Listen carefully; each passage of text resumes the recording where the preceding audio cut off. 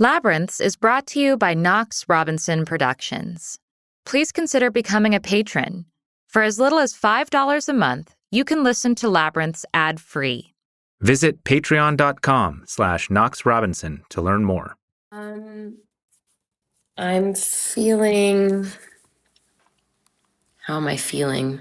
A little... I've been here before. I've been in front of a judge and a jury, and I've poured my heart out to them before, hoping that I would be heard. And I've been, torn down before. So this feeling is really familiar, and it's kind of hard to describe in words because it's not just one feeling. I'm feeling very determined to keep fighting this. I'm feeling confused by this outcome because I thought this was a very straightforward proceeding. This is not a situation like it's been before where it's, who knows, it's not a he said, she said situation. It's not, experts are interpreting DNA evidence in a different way. It's a single document. It's 3 pages long, and it's a clear document that says, I do not know who killed Meredith.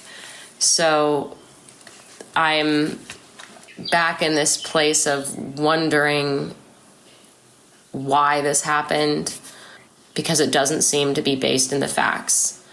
And I'm just going to wait on that motivation document to see what kind of twisted logic is going to be utilized to justify interpreting what the European Court of Human Rights clearly said was a recantation, and they're going to somehow try to say that it was an accusation, and I'm going to fight it. My lawyers are determined. I'm determined. I'm really grateful that I have lawyers who have stood by me and continue to stand by me, and they're very passionate and very angry themselves.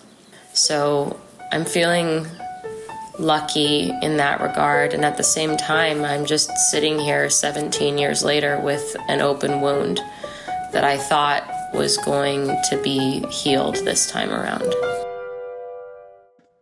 Welcome back. This is part 2 of Amanda's reflections on the trial in Florence after having a night to sleep on it. She was quite angry and numb and in shock the day of, which you can hear in part 1. And I think she's a little more vulnerable as she's tried to wrap her mind around what this means, but still no less defiant. The ongoing narrative since 2007 has been, not only was I accused of murdering my friend, but I was accused of unjustly accusing an innocent man and putting an innocent man in prison. And that's just not true. I, in no way, knowingly and willingly accused an innocent man. I was psychologically tortured by the police. And even in the immediate aftermath of that, I attempted to do the right thing, and I attempted to recant, and the police didn't listen to me.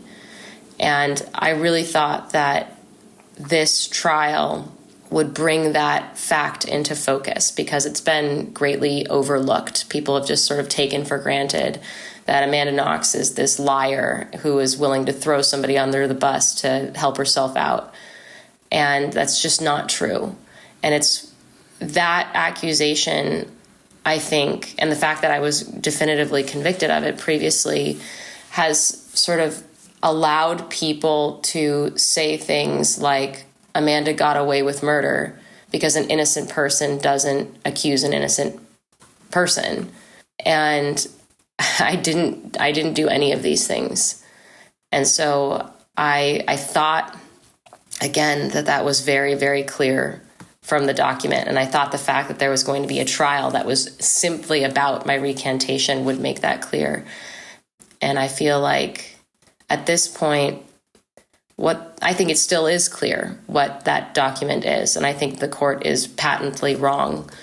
And I think ultimately what they've done is just prolonged the inevitable, which is my acknowledgement of what that document really is, a recantation. And you never know what's going to happen in this world, but if the right thing happens, I will be acquitted of this. It's just going to take more time now. The thing Amanda has found perhaps most confusing about this is that the precedent set by the European Court of Human Rights in 2019 was very clear. They recognized that memoriale was a recantation. Like, it says it in their verdict that here were these two statements typed up by the police that Amanda signed, that she was coerced into signing. Those were accusatory, but the memoriale that was up for debate here was clearly a recantation. And so again, like, I'm waiting to understand how one could possibly interpret what I wrote there, which is, I'm confused, I'm scared, I don't know what's going on, I don't know who killed Meredith, into knowingly and willingly accusing an innocent person. Like, I'm sitting here in a state of deep confusion. I mean, I know what the prosecutor argued, that he, even granting the fact that I was tortured by the police and granting the fact that my statements or the statement itself doesn't actually accuse anyone, he said that even so, he would have opened up a case against Patrick from this document. And what my attorneys argued in response to that was, well, sure, investigate, but don't arrest. Don't accuse somebody of a crime if you have an incoherent statement from a scared little girl. And then on top of that, I think the other argument that the prosecutor made was, well, the Supreme Court says the ultimate verdict in the murder trial was that Amanda had nothing to do with the murder, but was present when it took place. Who knows what I was supposedly doing in the house when Meredith was being murdered? It wasn't murdering her. And the only reason why the Supreme Court ended up ruling that way is because they were upholding the calumnia, the slander conviction. And so you see this sort of circular logic, this self-referential reasoning. Well, she is guilty of calumnia because the court says that she was present at the crime scene, and the court finds her present at the crime scene because the court found her guilty of calumnia. Like, that's the only, there's no reason, there's no evidence to say that I was anywhere near the crime when it happened, except this self-referential reasoning. And so that's frustrating, but I think it's also a tremendous point of weakness to the prosecutor's case. This bit can get a little confusing. So just to be clear, when the Supreme Court acquitted Amanda of murder and yet held that she was present at the scene of the crime, the reason they did so is because in the coerced statements that she signed, she claimed to have heard a scream. And in their motivation document, they said that the only way she could have heard that scream is if she was present. And now that ruling from the Supreme Court is being used as evidence to uphold the slander conviction, which is about these very statements that are under question.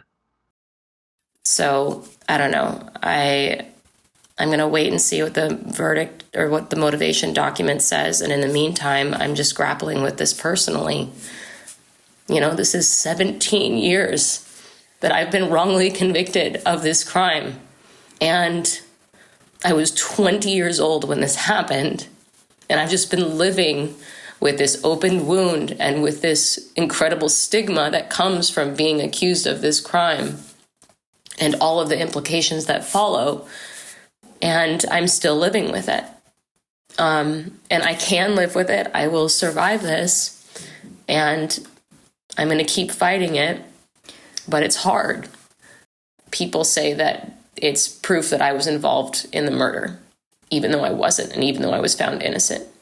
And it continues to fuel this perception of me as being this, you know, unsavory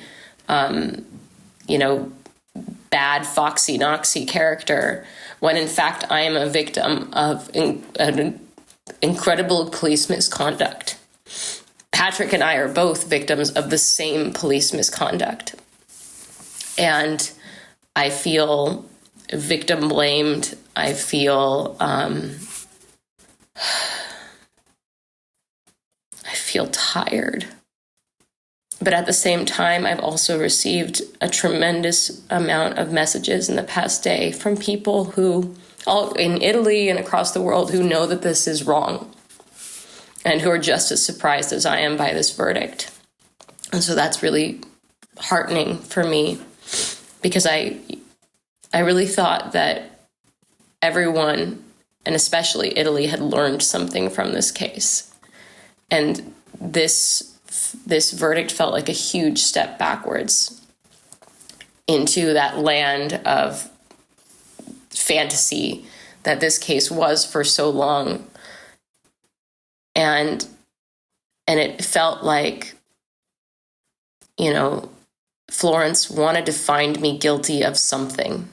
And this was their, I couldn't be just an innocent person.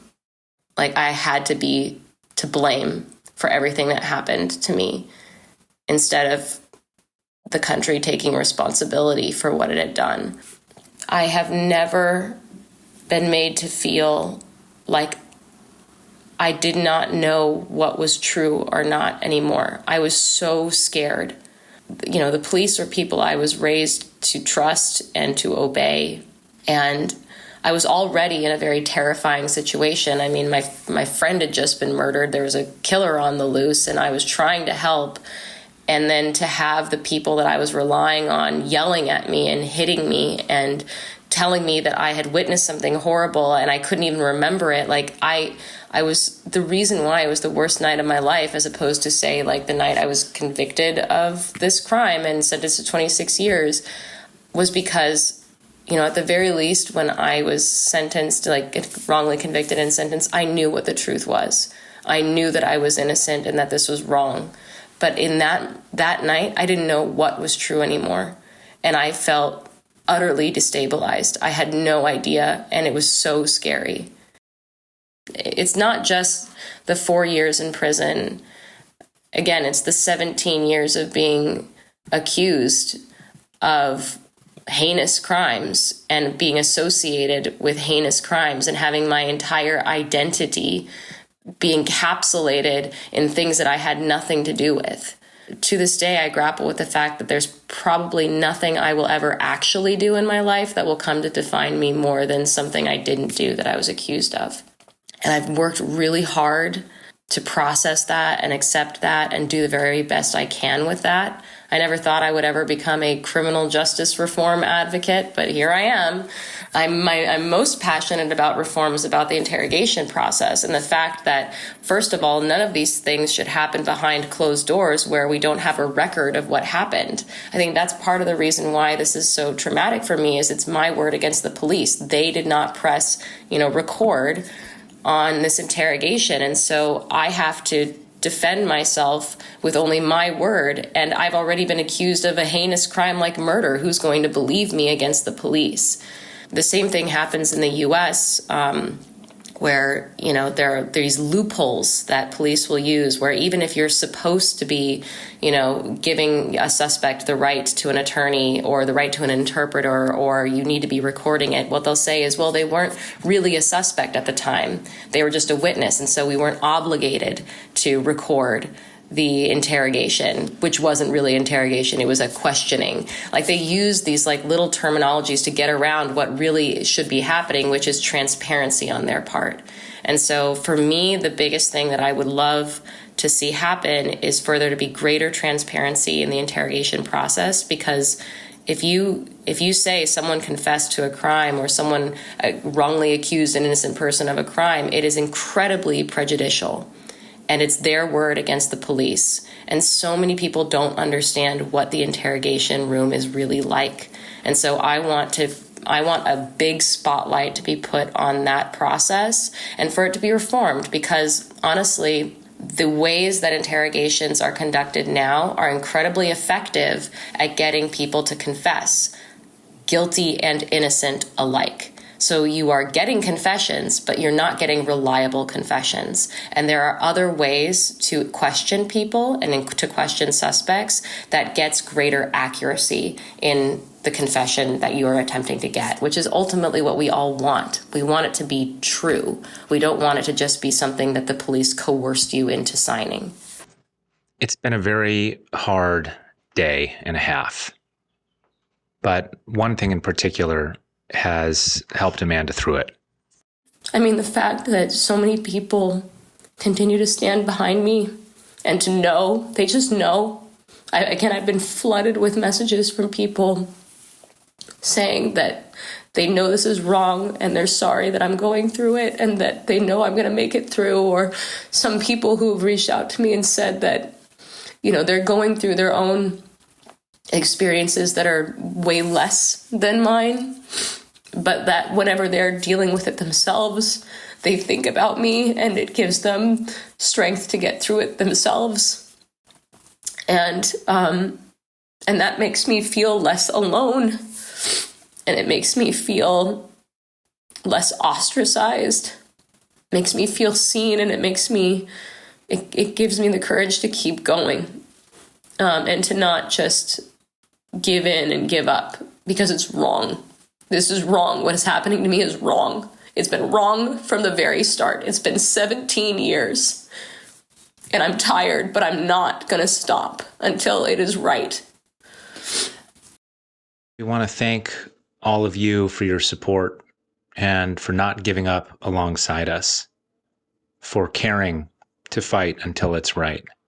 If you want to learn more about coercive police interrogations and false confessions, we urge you to read the book Duped by Professor Saul Kassin, one of the world's foremost experts in false confessions.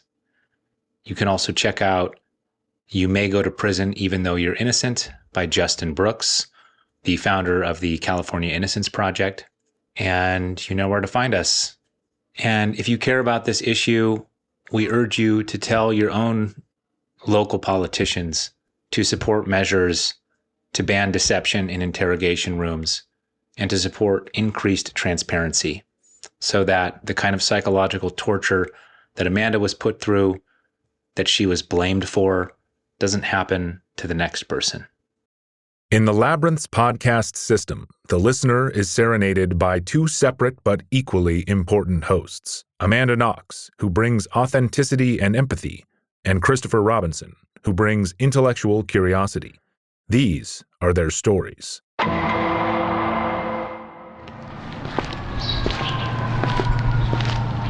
What do you think, Knox? Looks like a podcast junkie, shot up with one too many ads. Should have become a patron from the looks of it. Who wouldn't prefer ad-free episodes and signed books and live video hangouts over overdosing on ads in an alleyway?